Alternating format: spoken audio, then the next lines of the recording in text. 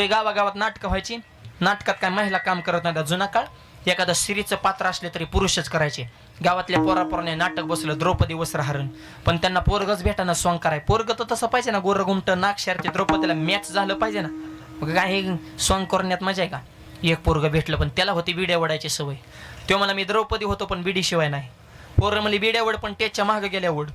तुझा सॉंग गेल्यावर बिडी पिकून सॉंग करायला जा. ओके. द्रौपदीने साडी घातली, मेकअप केला, चमचम करायची. द्रौपदी नुसती बिडी तोंडाला आला, झुरका वाढला.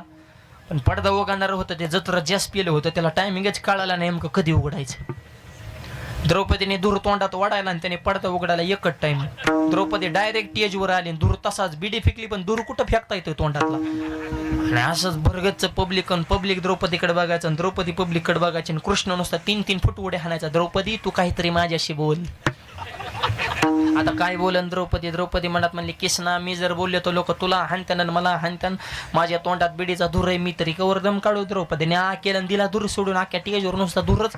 लोक म्हणजे धूर कस का निघाला? कृष्ण हुशार होता तेव्हा मला द्रौपदी मला माहित आहे तुझा जन्म अग्निकुंडातून झाल्यामुळे अजून सुद्धा धूर निघतोय. द्रौपदीचा जन्म यज्ञातून झाला ना म्हणजे तवाच होतो अधून मधून झटका हाणतो. लोक म्हणजे खरंय काय कळतं लोकाला तरी. हे कृष्णाला बी का सुचलं? कृष्ण सुद्धा अट्टल बिड्या वाढणारा होता नाटकातला.